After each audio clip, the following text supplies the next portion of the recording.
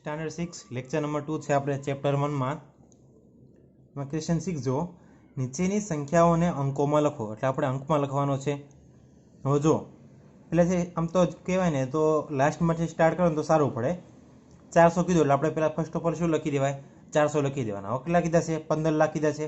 15 લાખ એટલે આપણે ખબર છે જો એકમ દશક 100 હજાર 10,000 લાખ અને 10 લાખ। 10 લાખના સ્થાન ઉપર 15 આવવો જોઈએ તો 10 લાખના સ્થાન ઉપર હું મૂકી દો 15 મૂકી દેવાનો અને વચ્ચે પછી બધી શું મૂકી દેવાના 0 પછી ગણી લેવાનું એકમ દશક 100 હજાર 10,000 લાખ ને 10 લાખ થઈ ગયા 6 કરોડ 3 લાખ 5,002 તો સૌથી પહેલા મૂકી દેવાનું 5,002 મૂકી દો પછી કેટલા છે 3 લાખ છે તો 3 લાખના સ્થાન ઉપર જુઓ એક એકમ દશક 100 હજાર 10,000 માં હું મૂકવાનું 0 મૂકી દેવાનો।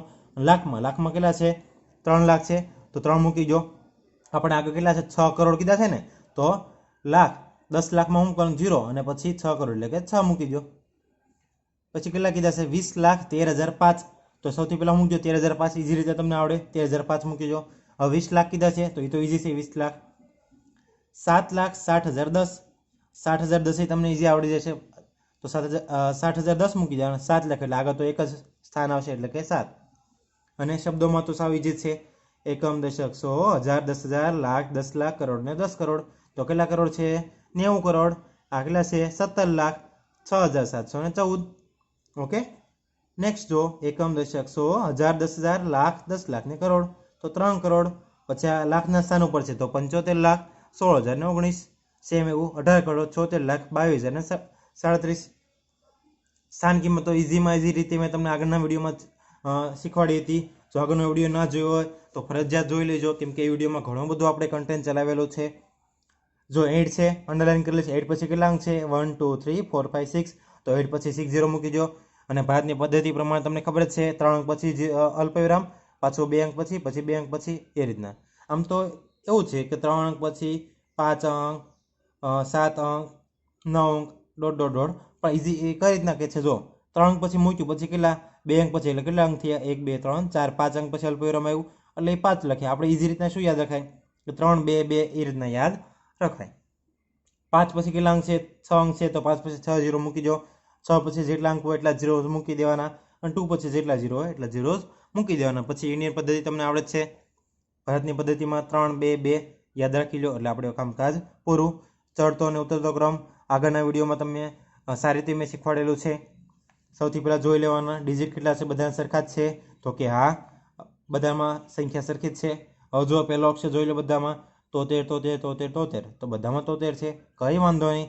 નેક્સ્ટ જુઓ અહીંયા 1 છે અહીંયા 4 છે અહીંયા 1 છે ને અહીંયા 4 છે તો ચડતો ચડવું એટલે દાદા ચડવો હોય તો નાનીથી મોટી તરફ જાય ને તો પહેલાં નાનીથી લેવાનું તો નાનો અંક લઈ લો તો નાનો અંક કયો છે આપણે જોયું હમણાં 1 4 1 4 તો 1 4 વાળો નાનો અંક થયો તો 14 અહીંયા 14 છે અહીંયા 5 છે ને અહીંયા 6 છે તો પહેલાં કયા આવે 5 આવશે તો 506 મૂકી દો પછી આ 605 વાળું ક્યાં ગયું 14 વાળું હા 506 પછી કયું આવ્યું 560 વાળું પછી 605 અને પછી 506 સેમ એ ઉતરતા ક્રમમાં શું છે મોટેથી નાનું લેવાનું તો પહેલાં જોઈ લો બધામાં અંક સરખા જ છે પહેલાં બેંક જોઈ લો 36 છે અહીંયા પણ 36 બધે 36 છે કાંઈ વાંધો નહીં ઉતરતો ક્રમ છે એટલે મોટું લેવું પડશે તો જો અહીંયા 0 છે અહીંયા 7 છે તો મોટું 7 0 અને 7 છે તો અહીંયા બે જગ્યાએ 7 આવ્યું તો પાછું જોઈએ પછીનો અંક અહીંયા 0 અહીંયા 0 અહીંયા 0 છે ને અહીંયા 4 છે તો મોટું કોણ થયું 4 વાળું થયું તો પહેલાં અંક આવે પછી આ આવશે થઈ ગયું પછી આ બેમાં સેમ એવી કમ્પેર કરી લેવાની એટલે તમને આવડી જશે ઓકે। બંનેના આન્સર તમને લખેલા જ છે તમને સારી રીતે વિડીયો સ્ટોપ કરીને તમે આન્સર પણ લખી શકો છો। નેક્સ્ટ ક્વેશ્ચન કયો છે 11માં વિસ્તારમાં કીધું છે વિસ્તાર કરવો હોય તો સિમ્પલ યાદ રાખવાનું ઓરિજિન આગળની હતી કઈ રીતના જો 3 પછી કેટલા સ્થાન કિંમત થઈ કેટલા 1 2 3 4 5 3 પછી 5 0 મૂકી દો આગળ એકડો 1 પછી 5 0 મૂકી દો 7 છે 7 પછી કેટલા 1 2 3 4 તો 7 પછી એકડો લખીને 1 2 3 4 મૂકી દો એટલે સિમ્પલ આ રીતે ચાલે એકમ દશક 100 હજાર 10,000 અને લાખમાં સ્થાન ઉપર તો 3 ગુણ્યા 1 લાખ એ પણ ચાલે અને આ પણ રીત સારી છે એ પણ તમે લખી શકો છો। પછી સેકન્ડ ક્વેશ્ચન જો સેમ એમાં એવું છે 2 પછી કેટલા 1 2 3 4 5 6 તો 2 પછી 6 0 મૂકી દો આગળ 1 મૂકી દો અથવા તો બીજી રીતે ઓલી તમને એકમ દશકવાળી ચાલતી હોય તો પણ વાંધો નથી।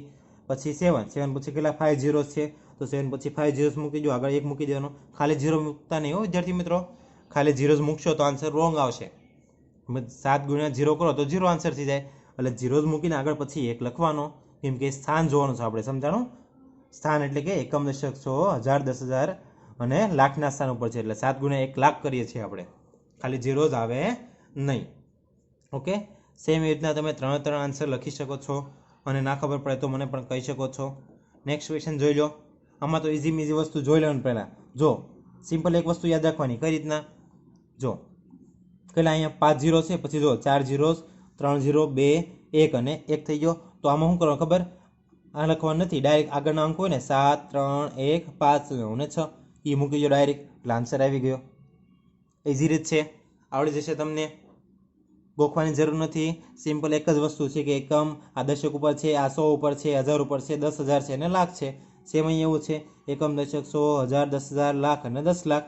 સેમ અહીં એવું છે, એકમ, દશક, 100, 1000, 10,000 અને લાખવાળી સિસ્ટમ છે, એટલે મૂંઝાવાની જરૂર નથી. નાના નાની અને મોટા મોટી તો આગળના લેક્ચરમાં જ મેં તમને કહી દીધું છે.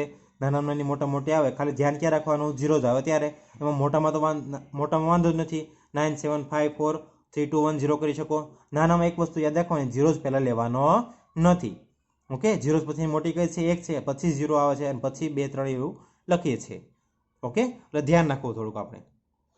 નેક્સ્ટ, હિન્દુ અને અરેબિક સિસ્ટમમાં મેં તમને કીધું, હિન્દુ એટલે કે ભારતની પદ્ધતિ, 3 પછી 2 અંક પછી અલ્પવિરામ કરતા જાઓ.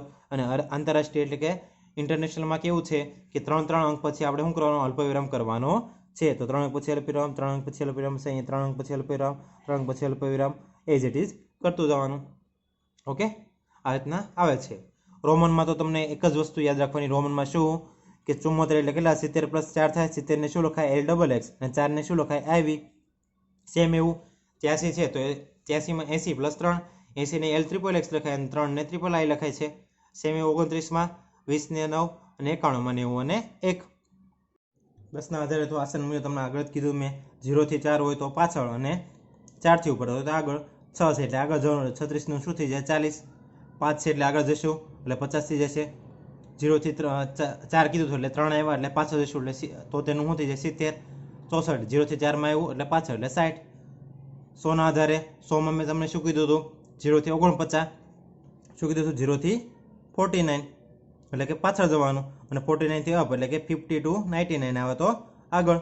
જો અહીં 76 છે એટલે 0 થી 49 થી 50 થી 99 થયું એટલે કે આગળ જઈશું. અહીંયા 56 છે એટલે કે આગળ જઈશું. 32 એટલે કે 0 થી 49 એટલે કે પાછળ, એટલે 432 નું 400 થઈ ગયું. 76 છે તો આગળ જઈશું, એટલે 176 નું શું થઈ ગયું? 200. આગળ જ મેં તમને કીધું આગળના વિડીયોઝમાં, 0 થી 499 હોય તો પાછળ જઈશું, અને 499 થી અપ હોય તો આગળ. જો 496 છે એટલે 499 આવ્યા એટલે પાછળ, એટલે 2496 નું શું થઈ ગયું? 2000. અહીંયા જો 5490 છે તો પાછળના 3 જોઈ લો. 490 છે એટલે 0 થી 499 આવ્યા એટલે પાછળ જઈશું, એટલે પાછળ થઈ ગયું. 613 એટલે 499 અપ થઈ ગયું, એટલે 3000 નું શું થઈ જાય? 4000. 555 આગળ થઈ ગયું એટલે કે 5000 થઈ ગયું. હવે 100 નો અંદાજ ગણિત સાદુરૂપ, એટલે આગળના 3 ક્વેશ્ચન જોયા, આગળના બધા જ વિડીયો જોયા હોય તો આ ક્વેશ્ચન ઇઝી છે તમને. 318 નું 300, 283 નું પણ 300 અને 103 નું 100, સરવાળો 700.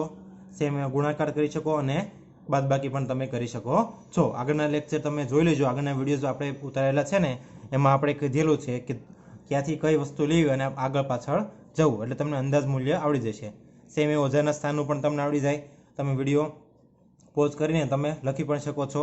અને ધ્યાન રાખજો કે અહીં થોડીક ભૂલ હતી, એટલે મેં સુધારી દીધી છે કે માઇનસ તો અહીંયા માઇનસ આવશે, અહીંયા પ્લસ કર્યું હતું ભૂલમાંથી બાય મિસ્ટેક. પછી ક્વેશ્ચન નંબર 22 જુઓ, શું કીધું છે કે આનો ઉપયોગ કરીને આપણે મહત્તમ અને ન્યૂનતમ એટલે કે નાના નાની મોટા મોટી. મહત્તમ તો તમને આવડે છે 8 6 4 3 1 અને 0. નાના નાની હું ધ્યાન રાખવાનું? 0 લેવાનું નથી, પહેલાં શું લેવાનું? 1 પછી 0 પછી 3 4 6 અને 8. મહત્તમ સંખ્યા આ થઈ ગઈ, ન્યૂનતમ થઈ ગઈ આ. બંને શું કરવાનું કીધું છે આપણને? તફાવત એટલે કે બાદબાકી. તમને આન્સર મળી જશે. નેક્સ્ટ ક્વેશ્ચન શું કીધું છે કે એક વિદ્યાર્થીએ ગુણાકાર 45 કરવાનો હતો, પણ ભૂલમાંથી 55 સાથે કરી દીધો, તો એને કેટલો વધારે ગણાયો? હવે સિમ્પલ વસ્તુ છે, પહેલાં 45 કરવાનો હતો એટલે આપણે 45 કરી દીધો, આન્સર આવી ગયો. પછી ભૂલમાંથી આ થઈ ગયો 55 સાથે, તો આપણે 55 સાથે કરી દીધો, આન્સર આવી ગયો. હવે શું કીધું? એનો વિદ્યાર્થીને જવાબ કેટલો વધારે ગણાયો? તો આના કરતાં વધારે જવાનું છે, કેમ કે 55 સાથે કરી દીધો, એટલે આન્સર શું કરવાનો? આમાંથી આપણે નાનો બાદ કરી નાખીએ, એટલે સાચામાંથી ખોટો બાદ કરી નાખો, એટલે શું મળી ગયો તમને? આન્સર મળી ગયો. એટલે એટલો જવાબ વધારે આવ્યો હશે, એવું થઈ શકે છે. ધ્યાન જો કે ગોળાનું એક રવાનું વજન 5 કિલોગ્રામ 125 ગ્રામ હોય તો આ 8નું કેટલો થાય? સિમ્પલ ચોકડી ગુણાકાર છે કે એકનું વજન એટલું છે તો 8નું કેટલું? સમજાણું? એકનું 5 કિલો 25 ગ્રામ હોય, 5.125 વોટેવર લખો એ, અને 8નું કેટલું? એટલે ચોકડી ગુણાકાર થઈ ગયો બંનેનો. આ બેનો ચોકડી ગુણાકાર કર્યો. સેમ એવું 5 કિલોગ્રામ 125 ગ્રામ હતું તો મેં એને ગ્રામમાં ફેરવી નાખ્યું બધામાં. એમ કે 1 કિલોગ્રામ 1000 ગ્રામ તો 5 કિલોગ્રામ 5000 ગ્રામ, તો 5000 વત્તા 125 એટલે કે 5125. હવે 8 ગોળાનું વજન કીધું છે તો એકનું 5125 ગ્રામ હોય તો 8 ગોળાનું કેટલું? થઈ ગયું ચોકડી ગુણાકાર. તો 8 ગુણ્યા 5125 ગ્રામ એટલે 41000 ગ્રામ થઈ ગયું. અને ગ્રામને કિલોગ્રામમાં ફેરવવા માટે 1000 વડે ભાંગવા પડે એટલે 41 ગ્રામ થઈ ગયું. ઓકે, તો વિદ્યાર્થી મિત્રો કંઈ પણ ક્વેરી હોય તો મને જરૂર જણાવજો. અને તમને વિડીયો ગમ્યો હોય, સ્વાધ્યાય પોથીમાં તમારે મદદરૂપ થતું હોય તો મારા વિડીયોને તમારા ફ્રેન્ડને શેર કરજો અને અમને એ વિડીયોનું પ્રોત્સાહન મળે એવી આશા રાખું છું. ઓકે, તમારો આભાર.